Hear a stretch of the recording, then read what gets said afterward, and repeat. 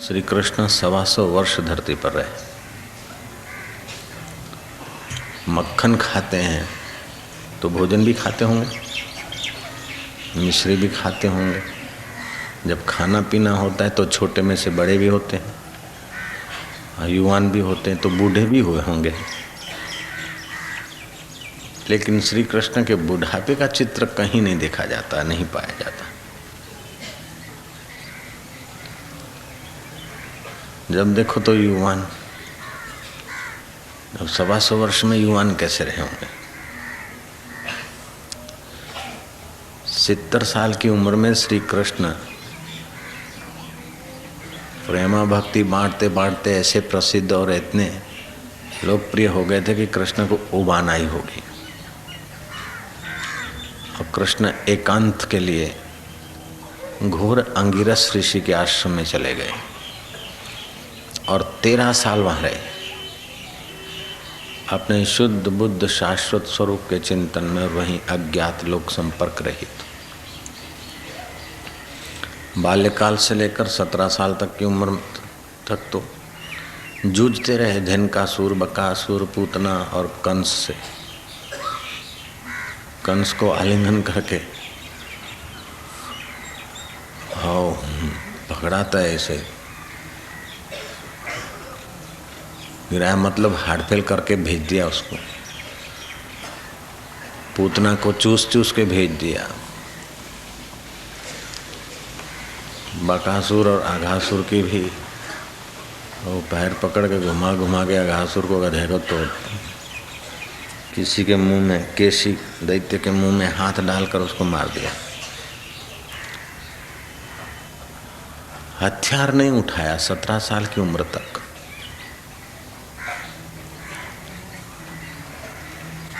और 70 से 83 वर्ष तक एकांत में रहे। उसके बाद महाभारत के युद्ध का सूत्रधार होकर मानो सारे युद्ध का चक्र वहीं मंडार रहा है। संधि दूत होकर जाने का काम करने में कृष्ण को संकोच नहीं। युधिष्ठिर की सेवा कर लेते थे। कुंता और युधिष्ठिर आ जाते तो उठ खड़े हो जाते। सेवक भी ऐसे, भगतों के भी भगत और गुरुओं के गुरु, सेवकों के सेवक। ये सब तो देखा जाता है, लेकिन श्री कृष्ण के बुढ़ापे का, वृद्धत्व का कोई चित्र नहीं मिलता। क्योंकि आनंद बूढ़ा नहीं होता, प्रेम बूढ़ा नहीं होता। प्रेम या आनंद में परेशानी नहीं होती, प्रेम और आनंद में फरियाद नहीं होती। देखता हूँ कि हमारे साधक भी बहुत बहुत विघ्न बाधाओं को चीर कर आते हैं। आजकल रास्ते का प्रॉब्लम कुछ सज्जनों ने खड़ा कर दिया, जो भी हुआ। लेकिन साधकों के जीवन में भी देखता हूँ कि मुस्कान और आनंद और प्रसाद लिए लाइन में खड़े हैं। चाहे फिर योग वेदांत समिति के हों, कार्यकर्ता हों अथवा दर्शनार्थी हों, किसी के चेहरे पर फरियाद नहीं। जब इतना थोड़ा सा सत्संग और संत दर्शन करते हैं तो उनका आनंद और माधुर्य छलकता रहता है। तो जो आनंद और माधुर्य मय थे, उनका बुढ़ापे का चित्र कहाँ से लाओगे?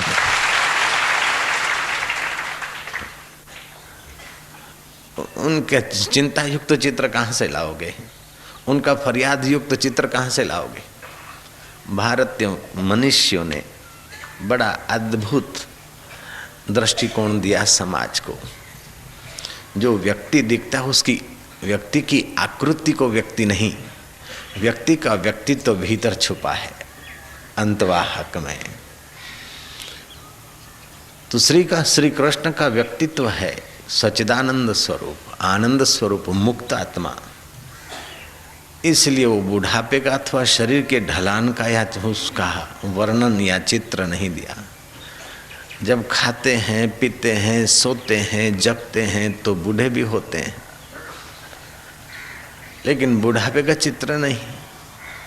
और जब बड़े होते हैं तो दाढ़ी भी हुई होगी, लेकिन दाढ़ी वाला चित्र नहीं। राम जी के जीवन में भी दाढ़ी वाला चित्र नहीं मिलता। बुढ़ापे का चित्र नहीं मिलता। कृष्ण के जीवन में भी दाढ़ी वाला चित्र नहीं मिलता। बुढ़ापे जरूर दाढ़ी तो आई होगी, और उस जमाने में दाढ़ी मुंडाने का फैशन भी नहीं था, बड़ी बड़ी दाढ़ियां रखते थे। चाहे वशिष्ठ महाराज हो, चाहे दशरथ राजा हो, दाढ़ियां मिलती है उनकी। जनक राजा की भी दाढ़ी मिलती है। तो जब ससुरा जी को दाढ़ी आए तो जमाई बिना दाढ़ी के कैसे हो सकता है?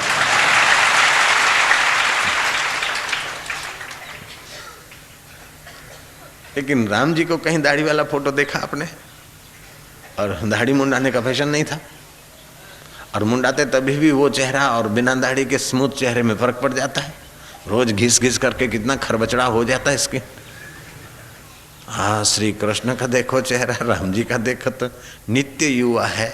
मानना पड़ेगा कि जो नित्य जीवन मुक्त है उनका अंतःकरण नित्य युवा है, नित्य आनंदमय है, नित्य सुखमय है।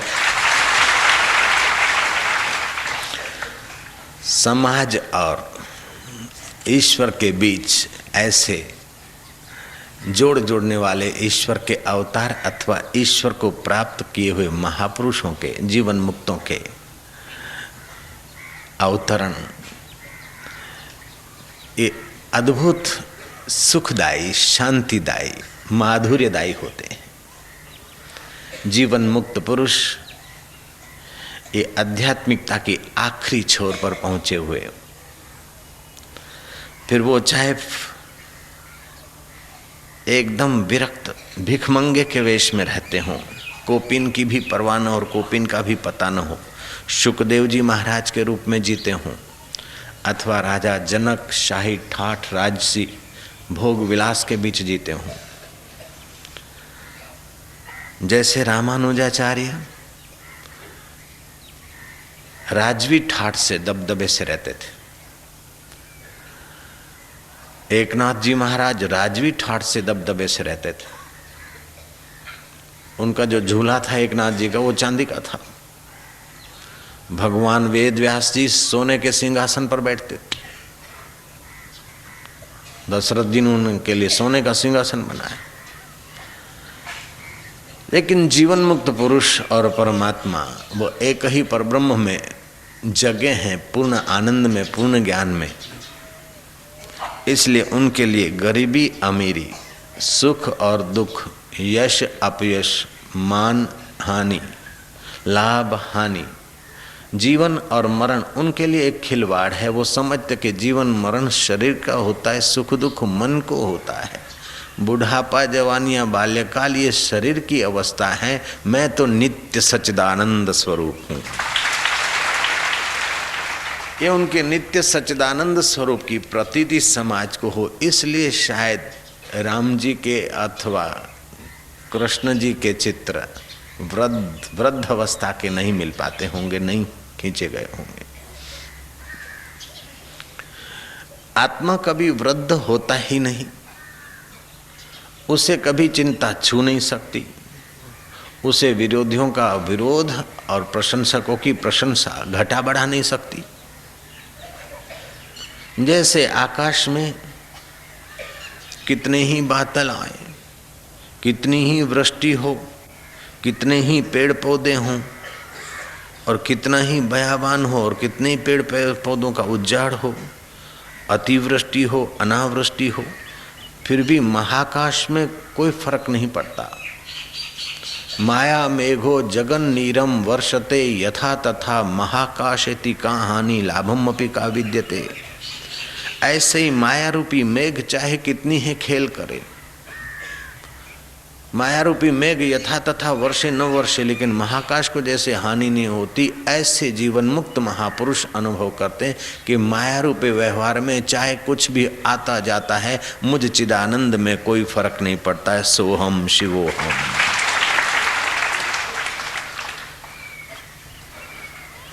वे जीवन मुक्त महापुरुष का एक क्षण का सत्संग और दर्शन मनुष्य के लिए अद्भुत पुण्यदायी, शांतिदायी और ज्ञानदायी हो जाता है।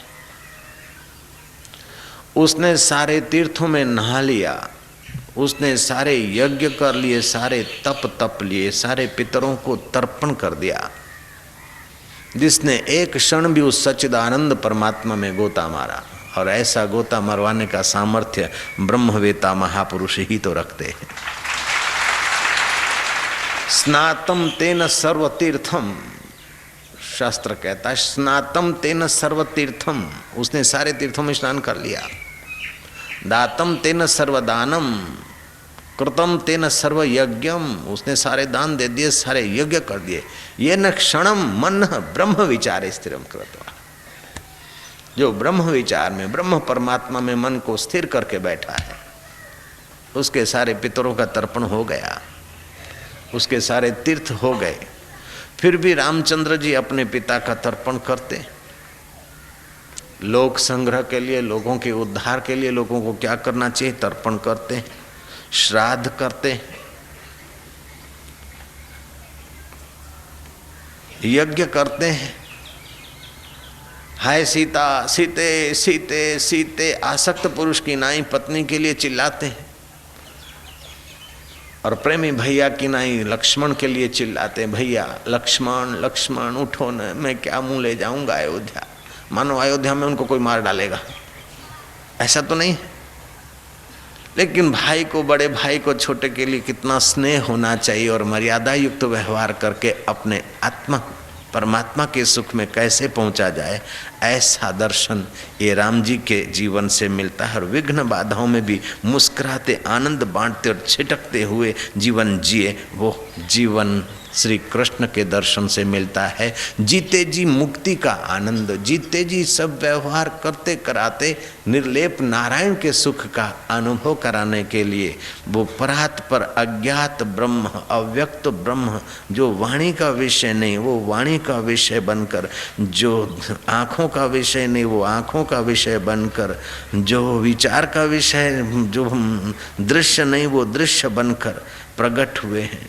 कुछ लोग सोचते तो जो अज्ञात ब्रह्म है, निर्गुण निराकार है, अणु अणु में व्याप्त है, ऐसा भगवान ऐसा नन्हा मुन्ना होके कैसे हो जाएगा।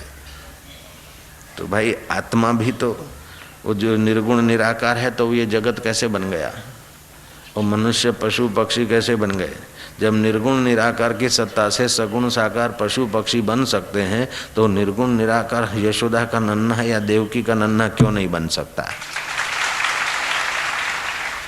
नन्हों को उठाना है तो नन्हा बन के ही उठाया जाता है, इतना तो मम्मी और पापा, डैडी और डेडा जानते हैं। हकीकत में तो नाम तो माता पिता होना चाहिए, लेकिन ये पाश्चात्य कचरा हमारे देश में जल्दी घुस जाता है। वहाँ की जो नीतिमत्ता है, जो सच्चाई है, वास्तव में तो वो नीतिमत्ता और सच्चाई हमारे देशों के दर्शन शास्त्रों का और मनुस्मृति का ही प्रसाद पहुंचा है। लेकिन वो व्यवहार की सच्चाई या तत्परता उन लोगों की नहीं लेते, लेकिन ड्रग्स उन लोगों के ले लेते हैं, सेक्सी जीवन उन लोगों का ले लेते हैं, हैशो हैशो वाला ले लेते हैं। वो लोग हमारे जीवन का अनुकरण करके शाकाहारी बन रहे हैं, ध्यान भजन करके ईश्वर के आत्मा के तरफ चल रहे हैं, और हम लोग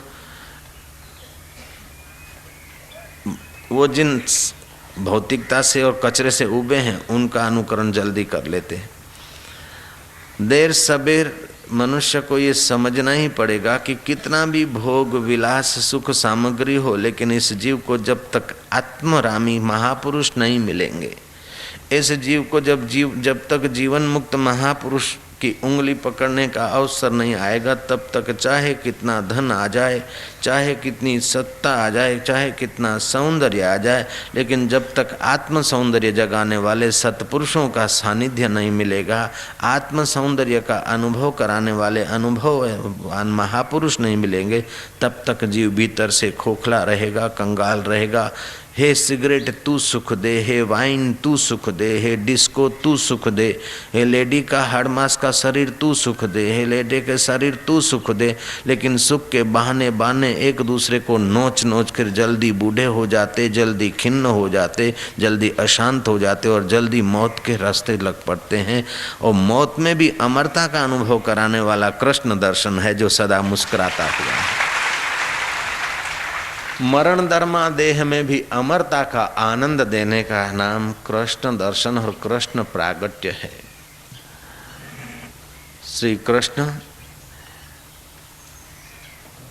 केवल दुष्टों को मारने के लिए नहीं प्रकट हुए। दुष्टों को तो ऐसे हार्टफेल करके भी मारा जा सकता था, आपस में लड़ा के भी मारा जा सकता था, लेकिन साधुओं में सज्जनों में हिम्मत भरने के लिए भी श्री कृष्ण का प्रागट्य और उनको सुख और आनंद कैसे पाया जाता है वो कला सिखाने का भी उस अवतार का उद्देश्य रहा होगा।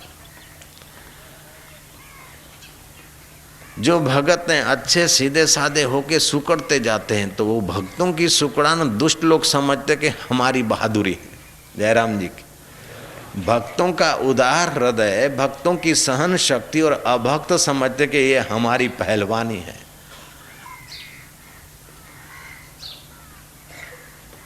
ग्वाल गोपो नंद बाबा और यशोदा की उदारता और सहन शक्ति को,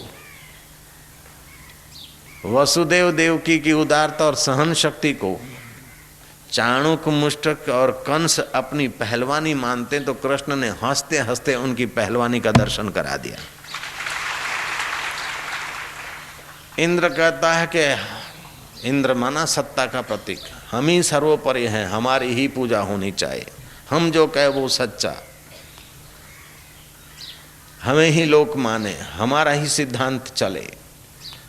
ऐसे इंद्र का जहाँ बोलबाला था वहाँ जाकर गोवर्धन की पूजा शुरू करा दी।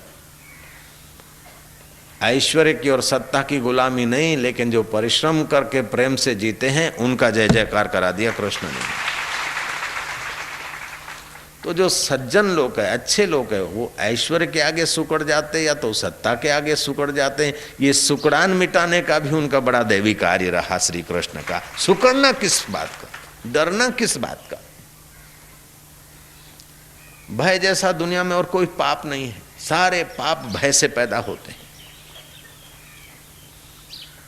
निर्भय जपो सकल भव मिटे, संत कृपाते प्राणी छूटे। मृत्यु के भय से तो मर जाना अच्छा है। निंदा के झूठ मूठ में निंदा होगी, अरे निंदनीय काम नहीं करते तो बस फिक्र मत करो, फिर निंदा हो तो तुम डरते क्यों? लांछन तो श्री कृष्ण को लगाने वालों ने लगाए, तुमको थोड़ा लगा दिया तो तुम अपनी हिम्मत से लांछन को झाड़ के फेंक दो।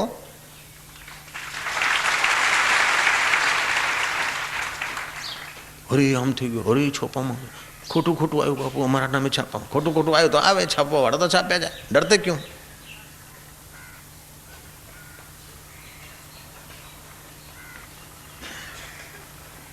जिसका जैसा स्वभाव, जिसका जैसा विषय वो करता है, तो तुम्हारा स्वभाव आनंद में रहने का, निर्भीक रहना है, तो फिर आत्म मस्ती में रहने के स्वभाव के रास्ते चलो। जो भगत और सज्जन लोग हैं वे डर और सुकड़ान के कारण दूसरे लोगों में हौसला बुलंद कर देते और इसीलिए समाज सुकड़ता जा रहा है, शोषित हुआ जा रहा है। सज्जनों को सुकड़ना और डरना नहीं चाहिए। मेरे पास कई ऐसे नेता आते, चाहे मध्य प्रदेश हो चाहे कहीं हो, कहीं ऋषिकेश हो, कई नेता आते। बापू अब मैं राजकारण से रिजाइन देता हूँ। मैं क्या नहीं, बोले बापू बहुत डर्टी राजनीति हो गई। मैं कहा फिर भी तुम रहो, अगर अच्छे आदमी डर्टीनेस देखकर किनारा कर लेंगे तो बुरे आदमी और बढ़ जाएंगे और समाज का ज़्यादा शोषण होगा। इसलिए अच्छे आदमी को हिम्मत करके जाना चाहिए और रहना चाहिए। ये नामदान लेने के लिए बैठे न्यायाधीश और उनकी धर्म पत्नी। अब ये कहें कि बाबा आज ऐसा हो गया, अब मैं रिज़ाइन करना चाहता हूँ और एकांत में जाना चाहता हूँ, दीक्षा ले लिया, अब अपना लाइफ से उपराम होना। और कलेक्टर बैठे, मैं क्या नहीं करो नौकरी, कस्टम कलेक्टर कॉल, क्या करो पूरा नौकरी, दम दबाओ। जब साधक कलेक्टर होगा तो दूसरे की अपेक्षा वो अच्छा काम करेगा। साधक नेता होगा तो दूसरे की अपेक्षा अच्छा काम करेगा। न्यायाधीश अगर साधक न्यायाधीश है तो दूसरे की अपेक्षा अच्छी तरह से न्याय देगा, तटस्थ आत्मविश्वास से न्याय देगा। तो अच्छे लोग किनारा कर जाएंगे तो दुष्ट लोगों के हाथ में और ज़्यादा खिलवाड़ आ जाएगा। इसलिए अच्छे लोगों को डट के रहना चाहिए। आश्रम में जो साधक रहते हैं, समर्पित साधक, साधु साधक, उनका जीवन देखो। न उनके जीवन में बीड़ी है, न शराब है, न मांस है, न गांजा है, न ये सुपारी है, न कुछ है। सीधे साधे कपड़े पहनते, 2 टाइम रूखा सूखा खाते और आश्रम को साफ सुथरा स्वच्छ रखते हैं। हजारों और लाखों लोगों के लिए एक आध्यात्मिक प्याऊ को संभाले हुए हैं। ऐसे लोगों पर भी लांछन लगते फिर भी नहीं घबराते, तो तुम क्यों घबराते हो?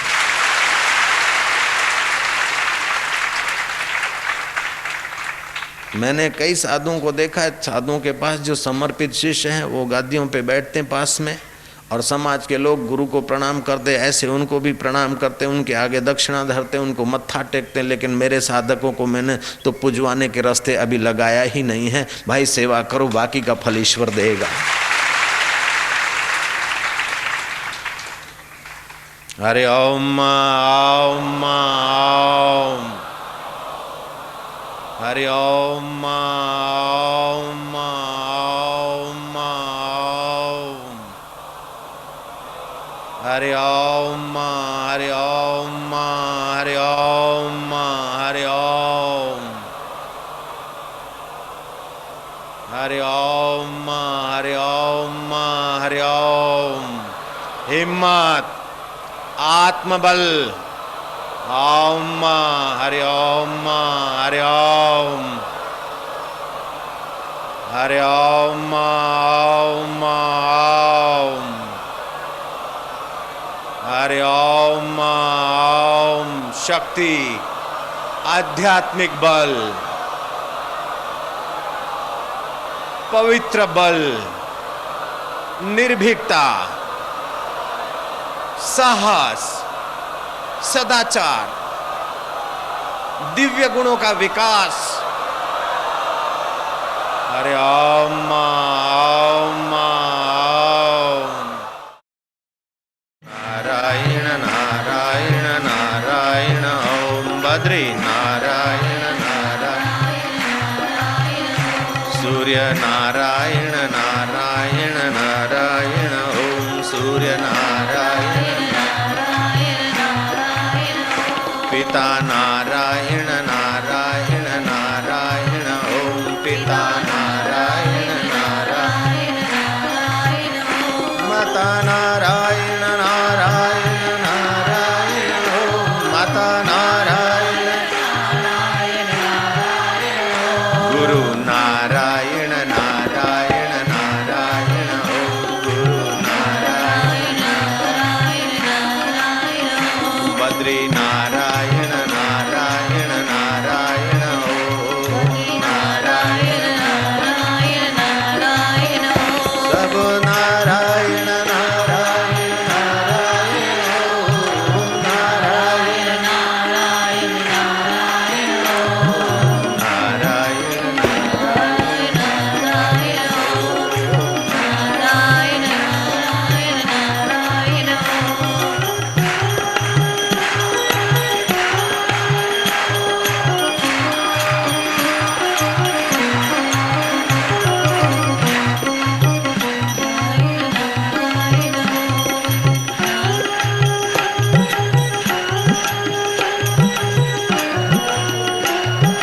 आनंद हो, माधुर्य हो। नंद घेर आनंद भयो तो तुम्हारे घर भी आनंद है।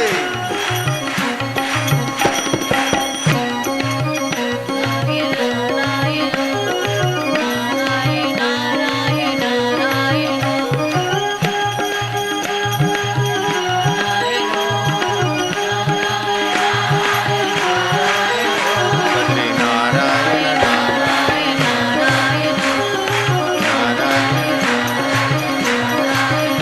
गुरु नारायण नारायण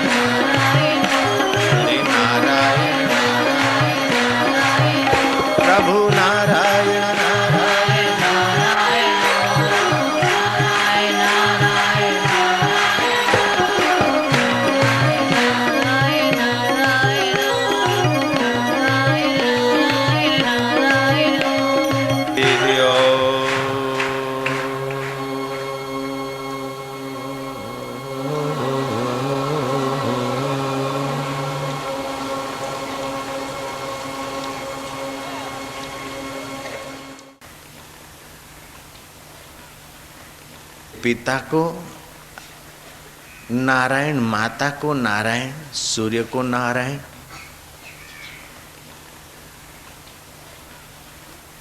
गुरु को नारायण, सब नारायण ही नारायण।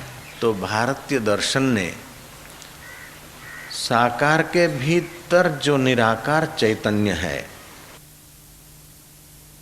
दिखने वाले के पीछे जो दिखता नहीं है और जो सब कुछ है, जो दिखता है वो सब कुछ नहीं है, जिससे दिखता है वो सब कुछ है। शरीर दिख रहा है लेकिन जिससे दिखता है उसका संबंध टूटने के बाद शरीर को जला दिया जाता है। विचार कहाँ से उठता है, सुख कहाँ से आता है, ये चेहरे पे मुस्कान किसकी है? जो नहीं दिखता है उस आनंद कंद सच्चिदानंद की मुस्कान है। दिखने वाला मिटने वाला है लेकिन न दिखने वाला अमिट है, और जो अमिट है सो आत्मा है, और जो आत्मा है वो नर नारी का अयन है, वही नारायण सच्चिदानंद। इंद्रियों के साथ वस्तुओं से संबंध जोड़कर उनमें सुखी होने की जो भावना है, उसी अज्ञान से ये जीव बेचारा दुख, परेशानी, कलह और जन्म मरण का भागी बन जाता है। अगर जिस नर नारी के अंतःकरण में जिस नारायण की चैतन्य की सत्ता से फुरना उठता, वही फुरना वहीं घुमाने की कला सिखाने वाला कोई जीवन मुक्त महापुरुष, संत, सदगुरु मंत्र दीक्षा शिक्षा दे दे, तो वह जीव धीरे धीरे पुरानी गलतियां, जन्म जन्मांतर की विषय वासना की गलतियों से धीरे धीरे अपना पिंड छुड़ाकर शुद्ध बुद्ध चैतन्य नारायण का साक्षात्कार करके नारायण रूप हो जाता है, भगवत स्वरूप बन जाता है। क्योंकि वास्तव में उसकी चेतना, उसका पूर्णा भगवान से है। वास्तव में वो शरीर नहीं है, वास्तव में वो चैतन्य है। कबीर जी ने कहा, मीन सुखी जहां नीर अगाधा। मछली वहां सुखी है जहां अगाध नीर है। बरसात पड़ती है, नदियों का पूर भरा पानी जाता है तो दरिया की मछली समझती है जहां से पानी आ रहा है वहीं कुछ बचा होगा, ज़्यादा होगा। दरियाई मछलियां नदी के तरफ चलती और नदी की मछलियां आगे और चलती हैं, छोटे छोटे नालों में जा पहुंचती। नाले वाली मछलियां जहां नालियों में पूर का पानी आ रहा है वहां जाती। जब अतिवृष्टि अथवा विशेष वृष्टि शांत हो जाती तो छोटे मोटे नाले खाबोचिए में, पोखरों में बदल जाते और वहाँ मच्छियाँ छटपटाती। ऐसे ही चैतन्य दरिया से जीने की इच्छा वाले अंतःकरण विशिष्ट में आया, जीव बना, फिर बुद्धि में आया, मन में आया, इंद्रियों में आया, फिर वस्तुओं में आया। अब फिर जीव छटपटाने लग गया, मेरी नौकरी, मेरी इज्जत, मेरा ये, मेरा वो। तो गहरी नींद में चला जाता उस दरिया में तो ये सारे प्रॉब्लम चले जाते। और फिर आता है पोखरों में, फिर आता उन छोटे मोटे खड्डों में, छोटे मोटे मेरे तेरे में परेशान होता है। तो जाता तो है दरिया में लेकिन अनजान में जाता है, अविद्या का ओढ़ना ओढ़ के जाता है। तो रोज अनजाने में थोड़ी शांति पाता है लेकिन वहाँ तमस है नींद में। जागता है तो रजस है और पोखरों में इधर उधर गिरता है। कभी कभी सात्विकता होती तो आनंद आता है, लेकिन सतोगुण, रजोगुण और तमोगुण जिससे प्रकाशित होता है उस नारायण को ज्यों का त्यों दिखाने वाला जीवन मुक्त महापुरुष होता है। श्री कृष्ण ऐसे महान महात्मा थे, वे यदुकुल के प्रसिद्ध वारसदार। वो रोहिणी नक्षत्र में प्रकट हुए।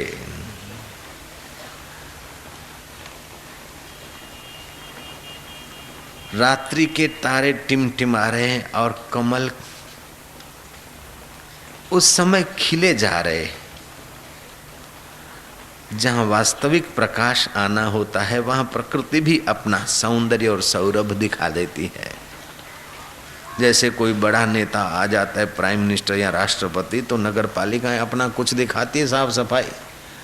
ऐसे ही जहाँ चैतन्य आ जाता है, जहाँ कृष्ण या तो कृष्ण तत्व को साक्षात्कार किए महापुरुष आ जाते हैं, तो वहाँ प्रकृति का रौनक भी आ जाता है, वातावरण में माधुर्य और मंगलता भी आ जाती है, खुशियाँ आ जाती हैं।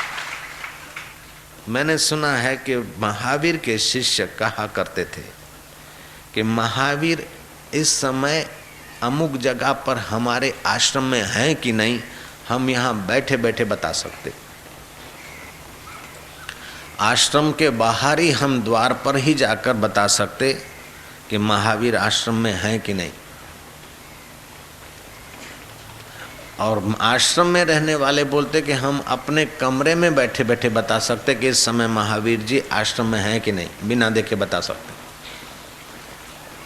वो साधना करते थे, उनके अंतःकरण में ग्रहण शक्ति बढ़ गई थी सूक्ष्म आंदोलनों की।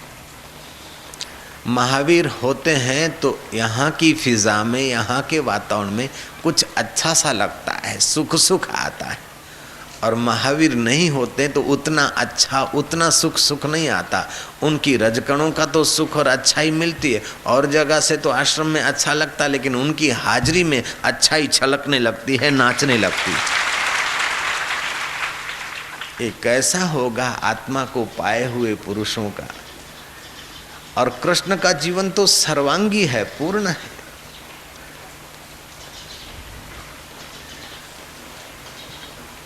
महावीर आत्मविश्रांति पाए हैं, धन्य है।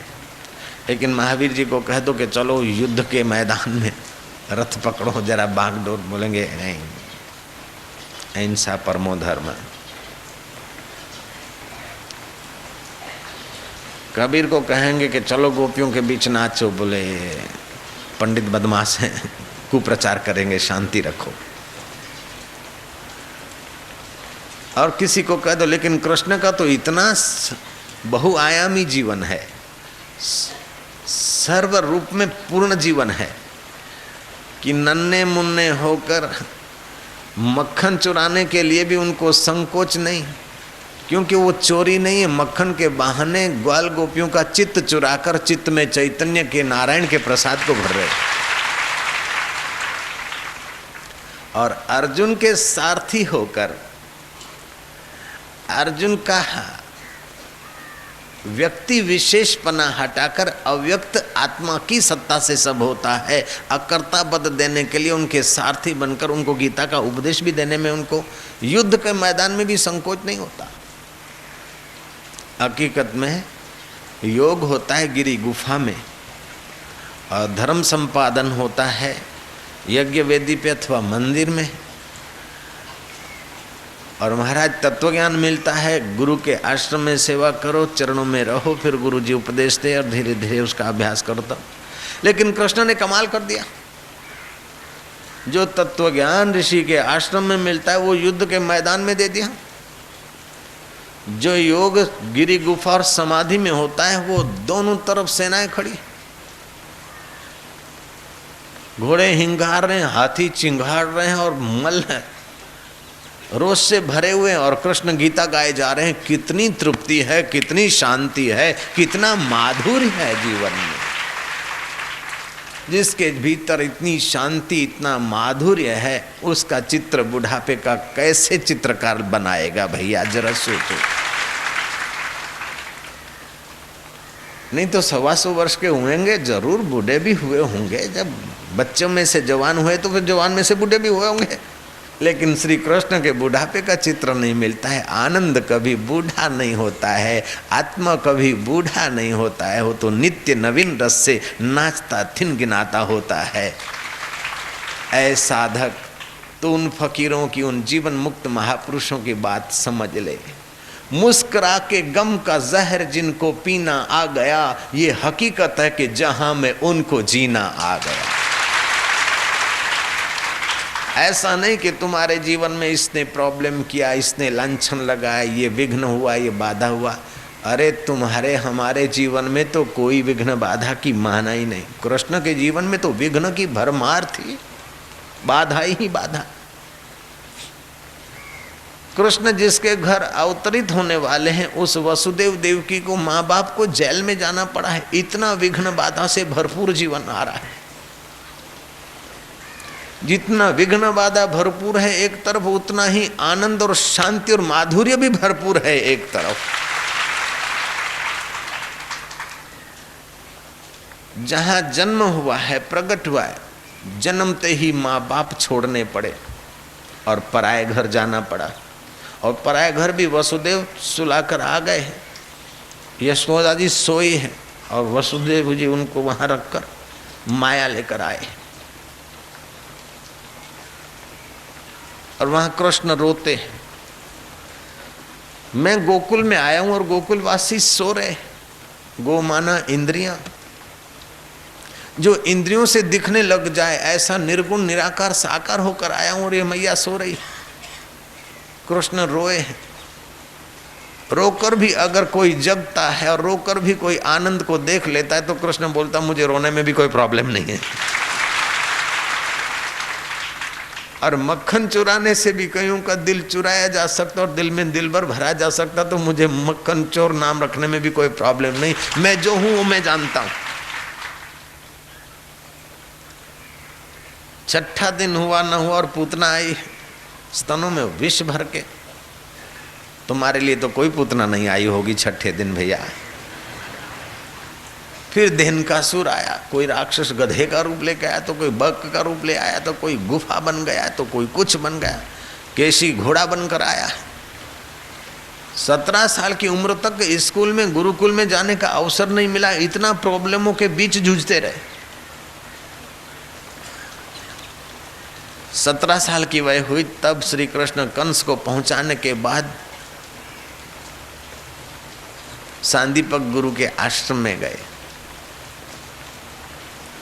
और गृहस्थी गुरुदेव की ऐसी सेवा किया है कि वन में जाते लकड़ियां चुनने के लिए गुरु भाइयों को अनुकूल होते हैं। गुरु भाइयों को स्नेह और सदाचार के साथ साथ पुरुषार्थ और सेवा का सद्गुण भी सीखते हैं।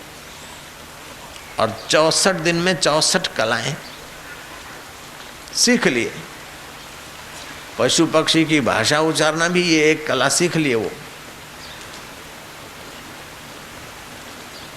64 कलाओं का भी वर्णन आता है जो आपके व्यवहार में आपके पास भी 10, 20, 50, 25, 40, 30 होगी कलाएं, लेकिन वो एक दिन में स्मृति भी ऐसी, मुस्कान भी ऐसी, क्षमता भी ऐसी और विघ्न भी ऐसे।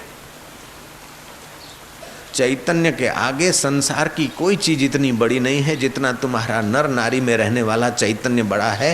हे इंसान, तेरा वास्तविक स्वरूप चैतन्य है। इसलिए अपने आप को तू जरा देख, अपने आप का तू आदर कर, अपने आप का तू कदर कर और अपने आप के साथ तू धोखा मत कर। तू बड़ा नहीं, तू छोटा नहीं है। फूल तेरे लिए, तू फूलों के लिए नहीं है। मकान तेरे लिए है, तू मकान के लिए नहीं है। शरीर तेरे लिए है, तू शरीर के लिए नहीं है। जहाँ तेरे लिए है, तू जहाँ के लिए नहीं। जहाँ बन बन के मिट जाते हैं लेकिन तू नहीं मिटता। उस आत्मा की तू याद कर, ख्याल कर। अरे नौकरी चले जाएगी तो, अरे रोटी नहीं मिलेगी तो, अरे ये हो जाएगा। अरे वो जहर लेके आई तभी भी मुस्कुरा रहा है तुम्हारा इष्ट देव, तो तुम्हारे जीवन में क्या प्रॉब्लम है? मीरा की मुसीबतों के आगे तुम्हारी मुसीबत क्या है? प्रहलाद के प्रॉब्लम के आगे तुम्हारे प्रॉब्लम क्या है? शबरी बीलन की कठिनाइयों के आगे तुम्हारी कठिनाई क्या है? ऐसा समझकर मन में नया उत्साह, नया उमंग और नया आनंद भरते हुए कदम अपने आगे बढ़ाता चला जाए। दुख, बाधा और विघ्न को महत्व देकर अपने को कोसो मत। ज्यों ज्यों दुख, बाधा, विघ्न आए त्यों त्यों अपने आत्म चेतना को बढ़ाओ, अपने माधुर्य को जगाओ। दुख, विघ्न, बाधा पैरों तले कुचलने की चीज है। सुख और प्रेम और आनंद बांटने की चीज है और नारायण अथवा आत्मा पाने की चीज है, परमात्मा के साथ एकत्व करने की चीज। ये सिद्धांत आध्यात्मिकता की पराकाष्ठा पे पहुँचे हुए जीवन मुक्त महापुरुष के चरणों में बैठकर ही समझे जाते हैं और उन्हीं के सानिध्य से, सत्संग से इन सिद्धांतों का आस्वादन लेकर मर शरीर में अमरता का अनुभव किया जा सकता है। नश्वर में शाश्वत के गीत गूंजाए जा सकते हैं। अनित्य में नित्य का अनुभव करने का ये अवसर बड़े भाग्यशाली व्यक्ति को मिलता है। स्वल्प पुण्यवताम राजन विश्वासो नहीं बजाए थे। जिसके ओछे पुण्य है उसको जीवन मुक्त संत महापुरुष में विश्वास ही नहीं होगा भागे को। तुलसी पूर्व के पाप से हरि चर्चा न सुहाए। जैसे ज्वर के जोर से भूख विदा हो जाए, पूर्व के पाप से हरि चर्चा अच्छी नहीं लगेगी।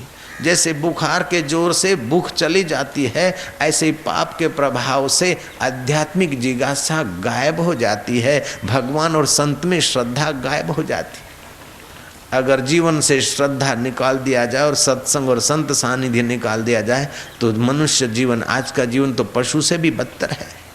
पशु को बेटे बेटी के शादी विवाह की चिंता नहीं होती, बदली की चिंता नहीं होती, ट्रांसपोर्ट की चिंता नहीं होती, महंगाई की चिंता नहीं होती, इनकम टैक्स की चिंता नहीं होती, सेल टैक्स की चिंता नहीं होती, सरचार्ज की चिंता नहीं होती, जाति बाहर निकल जाएंगे या कोई क्या कहेगा, एक बार में क्या आएगा, उसकी चिंता नहीं होती। मनुष्य तो ये सारे झमेले में जी रहा, तो पशु से भी बदतर जीवन है।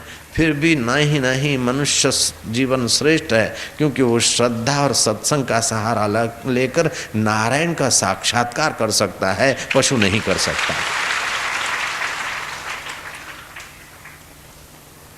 सुकरात बड़े विचारक हो गए यूरोप में, चिंतनशील व्यक्ति थे, बड़े विचार में रहते थे। साथियों ने देखा कि जब देखो विचार कर रहे, सिर पर हाथ है, आकाश की ओर देख रहे हैं, धरती की ओर देख रहे हैं। सांप ने मेढक को पकड़ा है, 2 घड़ी पहले मेढक कूद रहा है, अभी सांप के मुंह में, सांप के ऊपर पर वो भटका, बिल्ली ने चूहा पकड़ा। ये सब संसार दुखालय है। आखिर ये प्रकृति की क्या लीला है। सुख की लालच में मछली जाती है और छटपटा के मर जाती है। जो फूल खिला है वो झड़ जाता है, जो पैदा हुआ वो मर जाता है। अमीर अमीरी छोड़कर मर जाते हैं, उनकी हड्डियां शमशान में। गरीब भी देखो ये हो जाता है। संसार में कोई सार नहीं। आखिर ये सब क्या है। दुख ही दुख तो भरा है। तो ऐसा चिंतन करते करते बड़े विचार से विवेकी आदमी थे, थोड़े खोए खोए रहते थे। एक बार साथियों के साथ कहीं जाते थे, रास्ते में नाली में सुअर अपनी मिसिस सुअर के साथ और बेबीज और बॉयज़ के साथ, सुअर अपने परिवार के साथ नाली में लेटा था। और बड़ा साहब को सोफ़ा पे जितना मज़ा आता है उससे ज़्यादा सुअर को नाली में मज़ा आता है। सुअर को अगर सोफ़ा पे रख दो तो परेशान हो जाएगा, और साहब को नाली में रख दो तो परेशान होगा, क्योंकि अपने अपने शरीर के अनुकूल तो सबको भोग में मज़ा आता है। उकरड़े के जंतु को उकरने में जो मज़ा आता है वो आपके एसी में उसको मज़ा नहीं आएगा। तो सुअर अपना परिवार के साथ निश्चिंत, खाना पीना तो मुफ्त में, पैसा रखना नहीं, चौपड़ा बनाना नहीं, टैक्स भरना नहीं, उनको जो चाहिए वो तो ऐसे ही मिल रहा है। और लेटने के लिए भी गादी गद्दे भी क्या साफ करो धो, उनको तो कुछ धोना ही नहीं पड़ता है, ऐसी जगह उनको जीते। सर्फ का भाव बढ़ जाए चाहे घट जाए उनको कभी टेंशन नहीं होता। विम की जरूरत नहीं पड़ती क्योंकि बर्तन की जरूरत ही नहीं है उनको। कितना जीवन सहज जीवन है। फिर भी सहज जीवन के साथ साथ अज्ञान भी भारो भार है। साथियों ने कहा कि सुकरात, तुम चिंतित सुकरात होने के बजाय निश्चिंत सुअर हो जाते तो कितना सुख मिलता। सुकरात ने बहुत सुंदर जवाब दिया। सुकरात बोलते, बेवकूफ़ी की निश्चिंतता से विचारवान चिंतक चिंतित अच्छा है, क्योंकि वो परम तत्व को पा सकता है। और सुकरात ने प्रयत्न किया, वेदांत दर्शन की शरण ली, योग की शरण ली और आत्म परमात्मा का रस पाया उन्होंने। और वे बड़े महात्मा हो गए और उनके कई लोग हो गए मानने पूजने वाले। भाग्यशाली लोग ही तो सच्चे संत को पहचान पाते, पूजा कर पाते। निग्र और निष्ठुर लोग तो संत में भी, जैसे मूर्ख आदमी तो चांद में भी काली माँ देख लेता है, ऐसे पापी तो संत में भी दोष देख लेगा, और धर्मात्मा तो, सज्जन आदमी तो महाराज कुत्ते में भी भगवान को देख लेता है। नामदेव ने कुत्ते में दृढ़ भावना की तो कुत्ते के मुख से नामदेव को भगवान का दीदार हुआ है। और कुछ ऐसे लोग हैं कि महापुरुष में भी भगवान नहीं देख पाते, तो क्या करे महापुरुष भी बेचारे।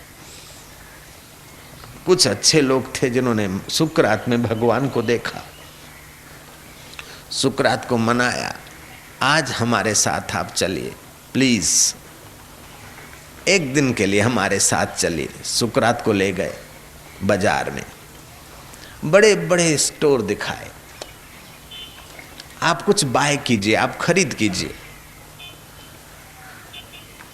ज्वेलरी के स्टोर दिखाए महाराज, फर्नीचर के स्टोर दिखाए, बड़े बड़े वो यूरोप में तो स्टोर होते हैं। दिन भर स्टोरों में घुमाया, दिखाया। सांझ पड़ी, देखा कि सुकरात ने कुछ नहीं खरीदा। आखिर अच्छे से अच्छे स्टोर में ले जाएं और भी कुछ। डॉलर दिखाए, जितने भी चाहिए पाउंड डॉलर हम खर्चेंगे, यू कैन बाय एनीथिंग। जब आखिरी स्टोर से निकले तो सुकरात खूब नाचे सड़क पर। देखा ये क्या हो गया, ये पागलपन तो नहीं हो गया? दिन भर घूमे, कुछ खरीदा नहीं और अभी बड़ी मस्ती से नाच रहे। नाचने का कारण पूछा, सुकरात कहते कि तुम कमा कर, रख कर, संभाल कर उन पैसों से जो चीजें लाते हो, और वो चीजें घर में इतनी भरते हो, फर्नीचर, सोफा, ये कि घर गोदाम हो जाता है। तुम इतनी चीजें रखने के बाद भी सुखी नहीं, मैं इन सब चीजों के बिना भी बहुत सुखी हूं, इस बात के सुख का नृत्य हो रहा है।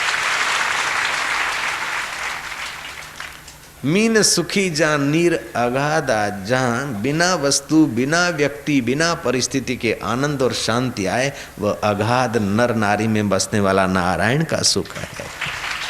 और यही सुख पाने के लिए मनुष्य जन्म हुआ है।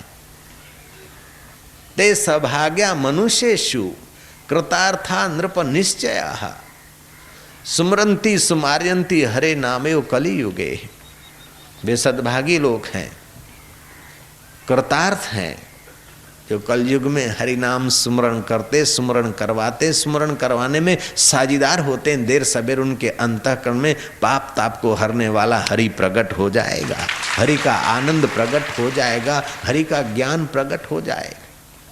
जब यूरोप में रहने वाले सुकरात को भारतीय अमृत मिल सकता है, तो भारत में रहने वाले भारतवासी को क्यों नहीं मिल सकता है? हरि ओम।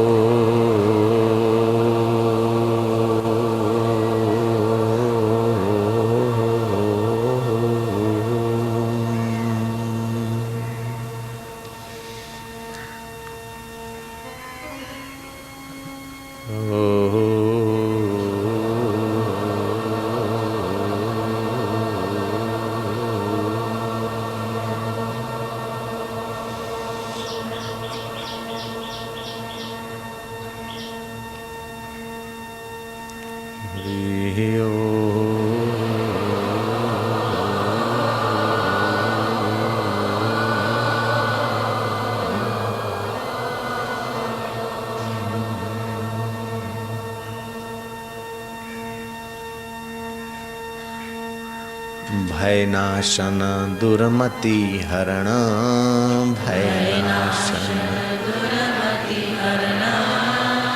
कली में हरि को नाम,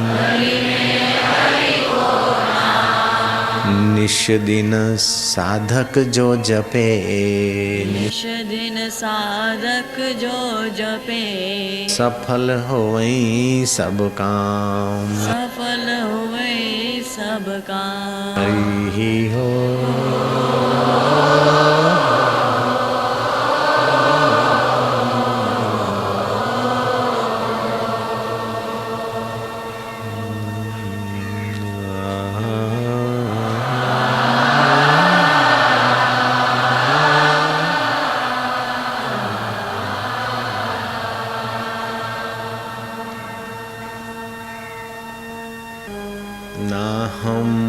वसामि वैकुण्ठे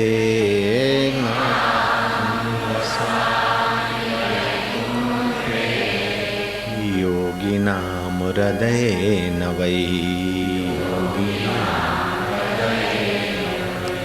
मद्भक्ता यत्र गायन्ति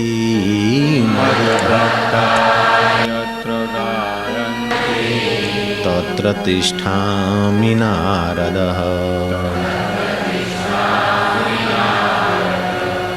નારદ, હું ઘણીવાર વૈકુંઠમાં નથી હોતો, યોગીઓનું હૃદય લાંઘી જાઉં છું, પણ જ્યાં મારા ભક્ત મારું ગુણગાન અને કથા શ્રવણ સત્સંગ કરે છે, नारद हूँ ત્યાં ચોક્કસ હોઉં છું। नारद, मैं कभी वैकुंठ में नहीं होता हूँ, योगियों का हृदय लांघ जाता हूँ, लेकिन जहाँ मेरे संत और भक्त होते हैं वहाँ मैं हर दिल में ज्ञान रूप से, प्रेम रूप से, आनंद रूप से अवश्य प्रकट रहता हूँ। नारद, मैं गोलोक में न मिलूँ, साकेत लोक में न मिलूँ, तो तू मुझे सत्संग सभा में जरूर मिल सकता है, मैं वहाँ तो नित्य निवास करता हूँ।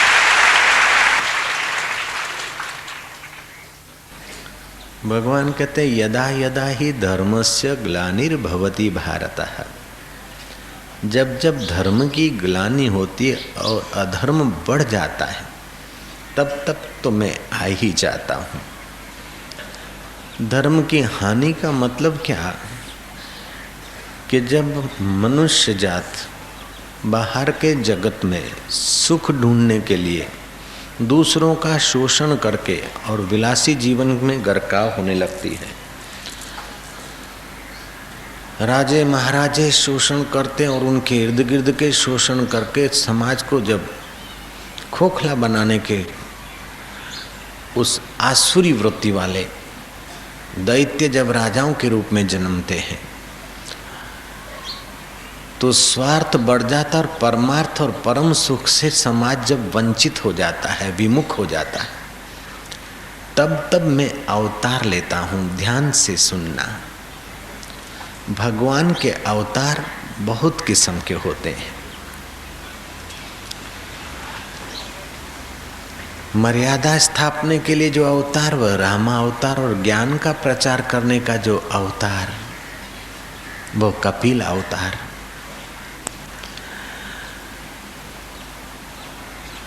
प्रवेश अवतार, जैसे बर्तन में पानी रखो और अग्नि पे रखो तो अग्नि की गर्मी पानी में प्रविष्ट हो गई, ऐसे ही कभी कभी किसी जरूरत पड़ने पर कहीं भगवान की उस विशेषता का प्रवेश अवतार होता है, कहीं आवेश अवतार होता है। जैसे प्रहलाद को सताया गया था और भगवान से सहा नहीं गया और भगवान ने नरसिंह रूप धारण किया, ये आवेश अवतार है। द्रौपदी की लाज लूटी जा रही थी भर सभा में, द्रौपदी ने संगी साथी अपने कहलाने वालों की तरफ देखा, लेकिन उनके हाथ बंधे थे। आखिर द्रौपदी अंतर्यामी परमात्मा में गोता मार के द्वारकाधीश बोलती है, तो साड़ियों में उस चैतन्य ने प्रवेश किया, साड़ी अवतार। दुशासन खींचता खींचता थक जाता है, हाथियों का बल रखने वाला दुशासन खींचता खींचता थक जाता है, आखिर बकता है, नारी है कि साड़ी है, नारी है कि साड़ी है, तेरा बाप प्रवेश अवतार है। आवेश अवतार, प्रवेश अवतार, प्रेरक अवतार, अंतर्यामी अवतार, साक्षी अवतार, ऐसे भगवान के कई अवतार होते हैं।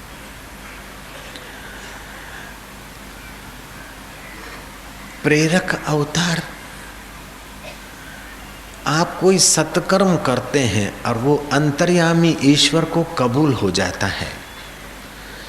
ईश्वर के रास्ते जाने वाले व्यक्तियों की कोई सेवा कर ली तो आपका पुण्य बढ़ गया, आपको भगवान प्रेरणा करेगा कि जाओ अब ये कथा सुनो, ये सत्संग सुनो, ये फलाना करो। आप अच्छा काम करते तो आपकी बुद्धि में अंतर्यामी का धन्यवाद और प्रेरणा आती है, और बुरा काम हो जाता है तो उस की प्रेरणा आती कि ठीक नहीं किया। 1000 लोग कह दे कि तुम बहुत अच्छे हो, बहुत अच्छे हो, बहुत सारू करो, लेकिन तुम्हारा अंतरात्मा तुमको डंखता होगा।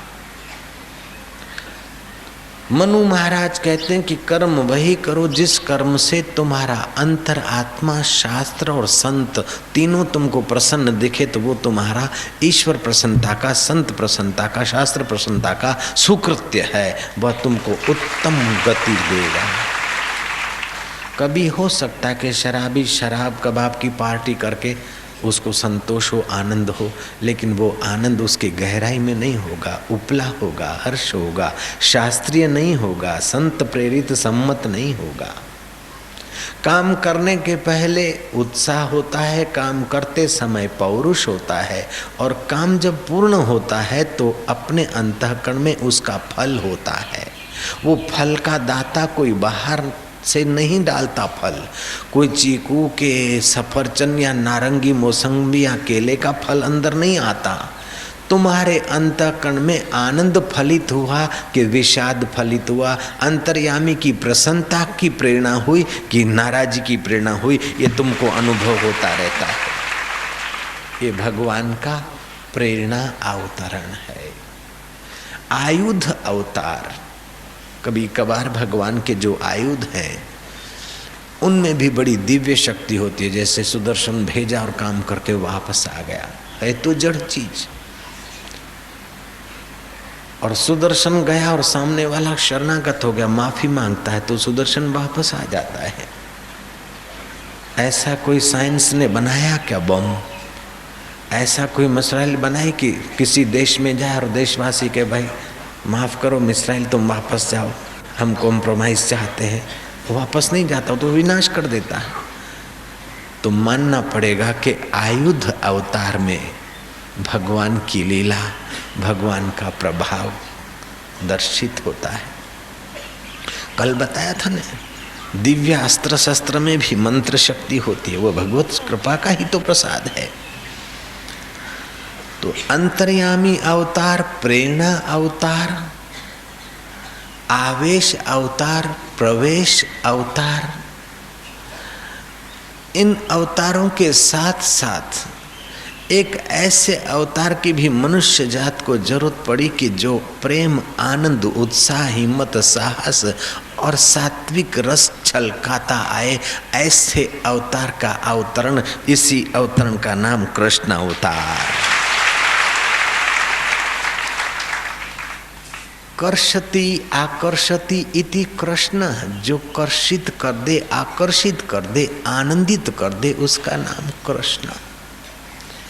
ये कृष्ण अवतार रसमय अवतार है, आनंदमय अवतार है, ज्ञानमय, प्रेममय अवतार है। ये 16 कला संपन्न अवतार है। राम जी के अवतार के लिए 12 कला कही जाती है, और कृष्ण अवतार में भगवान की वो 16 कलाएं विकसित, भागवतीय 16 कलाएं।